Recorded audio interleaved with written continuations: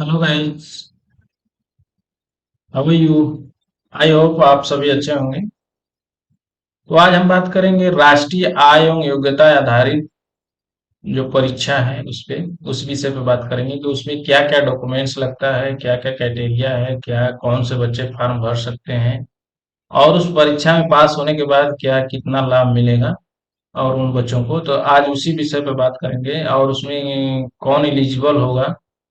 तो इन सारी बातों पर विस्तार से बात करेंगे। तो चलिए वीडियो स्टार्ट करते हैं। और ऐसे ही फुल वीडियो पाने के लिए हमारे यूट्यूब चैनल को लाइक शेयर और सब्सक्राइब जरूर करें।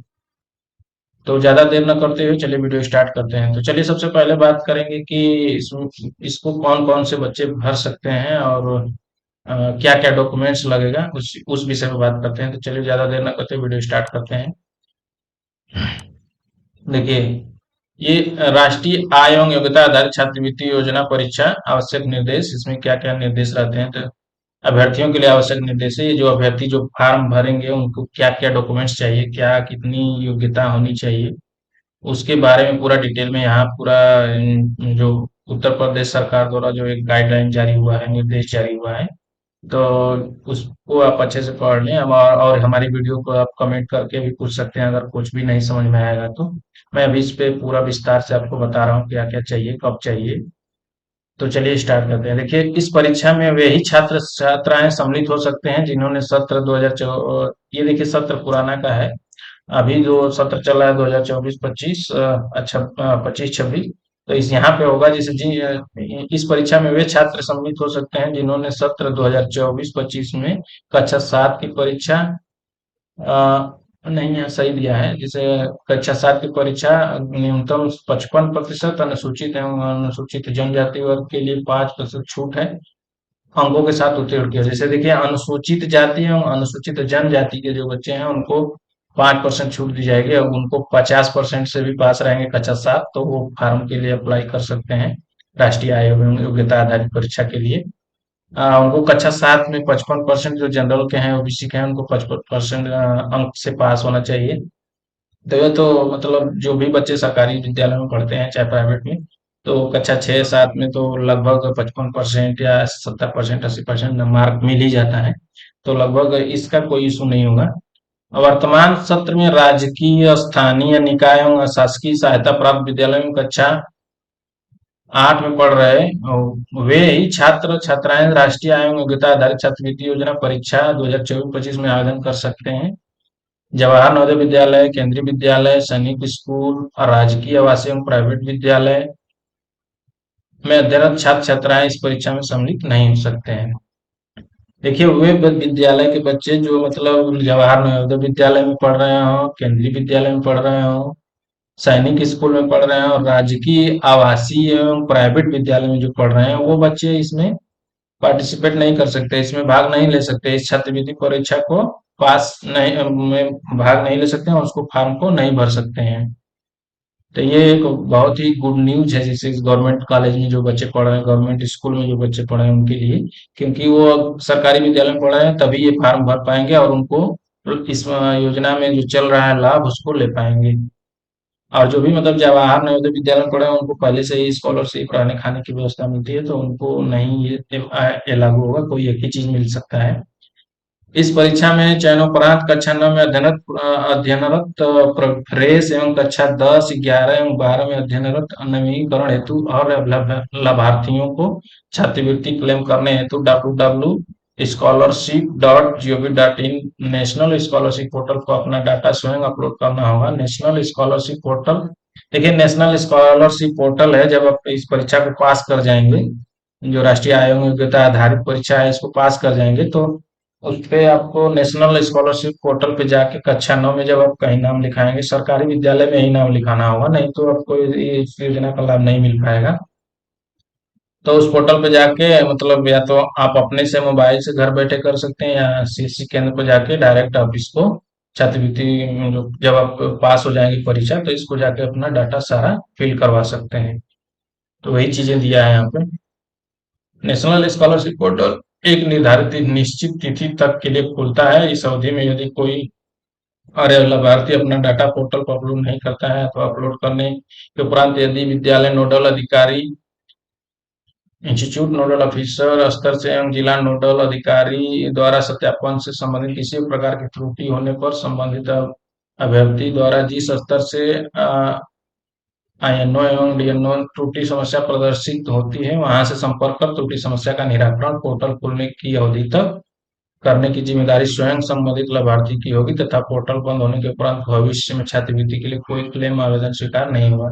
तो ये एक पूरा गाइडलाइन जारी किया गया है कि अगर मतलब जब पोर्टल खुलेगा जो नेशनल स्कॉलरशिप का है पोर्टल, तो उस पे जब जितने समय के लिए खुलेगा उतने समय में आप पूरा अपना डॉक्यूमेंट्स पूरा अपलोड कर देंगे, पूरा डाटा फिल कर देंगे। अगर कोई त्रुटि होगी तो उसको फिर से संशोधन भी करवा सकते हैं। अगर फिर आवेदन बाद में अगर वेबसाइट बंद हो जाएगी तो आवेदन स्वीकार नहीं होगा। तो इस पे बहुत ही ध्यान देना होगा।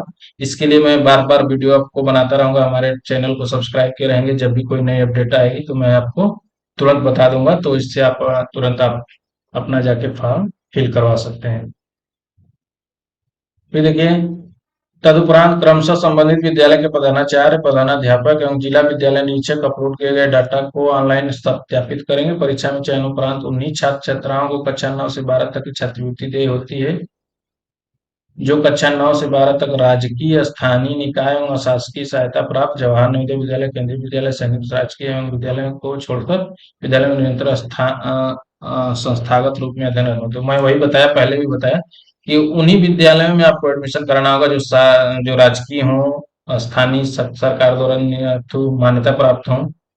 उन्हीं विद्यालय में आप एडमिशन कराएंगे तभी आपको इस प्राइवेट विद्यालय में नाम लिखाएंगे तो आपको इस स्कॉलरशिप का लाभ नहीं मिल पाएगा। 4 साल आपको लाभ मिलता है, 12,000 रुपये हर साल आपको मिलता है। तो ये बहुत बड़ी सहयोग राशि है उन बच्चों के लिए जो जिनके माता पिता गरीब हैं, उनको आगे की पढ़ाई के लिए सहयोग नहीं कर पाते हैं। तो उनके लिए एक बहुत बड़ी एक हेल्प राशि है ये, कहें तो।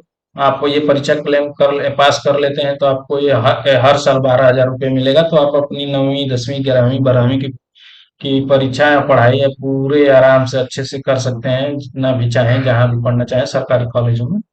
तो बहुत ही सुविधा है इस परीक्षा को पास करने से।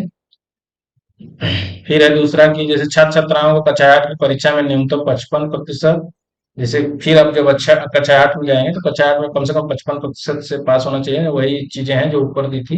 अनुसूचित एवं अनुसूचित जनजाति छात्रों के लिए 5% की छूट रहेगी तथा छात्रवृत्ति जारी रखने के लिए कक्षा 9 और 11 की परीक्षा उत्तीर्ण एवं कक्षा 10 की परीक्षा न्यूनतम 60%, सॉरी, अनुसूचित जाति एवं अनुसूचित 5% की छूट रहे अंकों के साथ उत्तीर्ण की हो।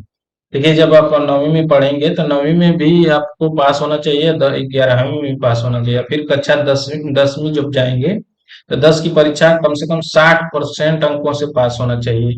जो बच्चा मतलब 60% अंक नहीं लाएगा, जो SC ST का है 55% अंक नहीं लाएगा हाई स्कूल की परीक्षा में, तो उसको फिर आगे अगले साल 11वीं में ये इस योजना का लाभ नहीं मिल पाएगा। पूरा यहाँ पे पूरा डाटा पूरा विस्तार में यहाँ पे लिख रखा है। फिर यहाँ पे प्रत्येक वर्ष परीक्षा उत्तीर्ण होने के पश्चात छात्रवृत्ति के नवीनीकरण हेतु NSP पोर्टल पर डाटा अपलोड एवं सत्यापित करने की प्रक्रिया पूर्ण की गई होगी। जैसे हर साल मतलब आपको बस केवल नवीनीकरण का एक प्रोसेस होता है, उसको उसी पोर्टल पे जाके जहाँ से आप छात्रवृत्ति फॉर्म भरेंगे नेशनल स्कॉलरशिप पोर्टल पे, तो वहाँ पे हर साल उसी महीने में खुलता है। तो उस पे जाके आपको नवीनीकरण होगा कि मैं अगले क्लास में आ गया हूँ, तो वहाँ पे अपलोड करेंगे डाटा, अपना मार्क डालेंगे। जैसे आप 9वीं में है तो 9वीं पास हो जाए तो 9वीं का मार्क डालेंगे, फिर आगे का प्रोसेस अपने आप हो जाएगा। जो इस छात्रवृत्ति के अतिरिक्त अन्य किसी छात्रवृत्ति का लाभ नहीं ले रहे होंगे केंद्र सरकार द्वारा या प्रोत्साहित लाभार्थी एक ही छात्रवृत्ति योजना के अंदर छात्रवृत्ति की धनराशि प्राप्त कर सकता है। 2 योजनाओं में नहीं। जैसे आप अगर मान लीजिए ये छात्रवृत्ति की आपकी योजना चालू होगी, ये छात्रवृत्ति मिल रहा है, तो आप जो यूपी स्कॉलरशिप आता है उसको नहीं भरेंगे, नहीं तो ये वाला बंद हो जाएगा, वो मिलेगा। कोई एक ही छात्रवृत्ति का लाभ ले सकते हैं, तो ये आप ध्यान रखेंगे।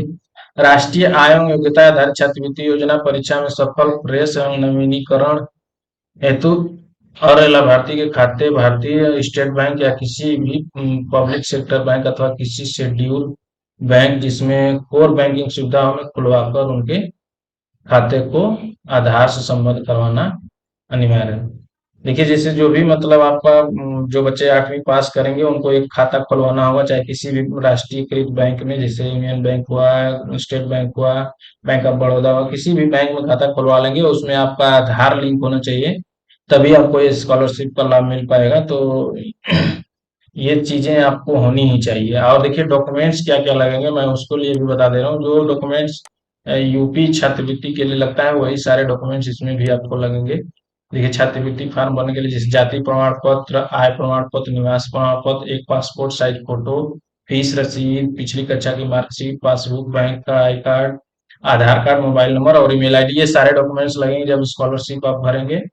तो ये सारी चीजें आपके पास होनी चाहिए, ये डॉक्यूमेंट सारे आपके पास होने चाहिए जब छात्रवृत्ति राष्ट्रीय आय एवं योग्यता आधारित परीक्षा का जो आप फॉर्म भरेंगे। फॉर्म भरते समय तो आपको केवल तीन चीजों को ही जरूरत है: जाति, आय और निवास का, एक पासपोर्ट साइज फोटो, उसके बाद आपको एक पिछली कक्षा की मार्कशीट, जिससे 7वीं की, जब राष्ट्रीय आय एवं योग्यता आधारित परीक्षा निकलेगी, और उसके बाद जब आप पास हो जाएंगे उस समय आपको फिर बैंक की पासबुक लगेगा, स्कूल का जहाँ आप एडमिशन कराएंगे उसका आई कार्ड लगेगा, फिर आधार कार्ड लगेगा। आधार कार्ड में मोबाइल नंबर लिंक होना चाहिए, आपके पास ईमेल आईडी होनी चाहिए। तो ये सारे डॉक्यूमेंट्स आपको उस समय जरूरत पड़ेगी। तो यह वीडियो कैसा लगा आपको कमेंट करके जरूर बताएं, और ऐसे ही फुल वीडियो पाने के लिए हमारे चैनल को लाइक, शेयर और सब्सक्राइब जरूर कर लें। और राष्ट्रीय आयोग योग्यता आधारित परीक्षा से आधारित जो भी वीडियो होगा, मैं आपको जो भी अपडेट होगा बार बार, जो भी नोटिफिकेशन कोई नया आएगा तो मैं आपको अपने यूट्यूब चैनल को डाल दूंगा, आप जाके देख लेंगे और आसानी से आप अपने फॉर्म को भर सकते हैं। धन्यवाद।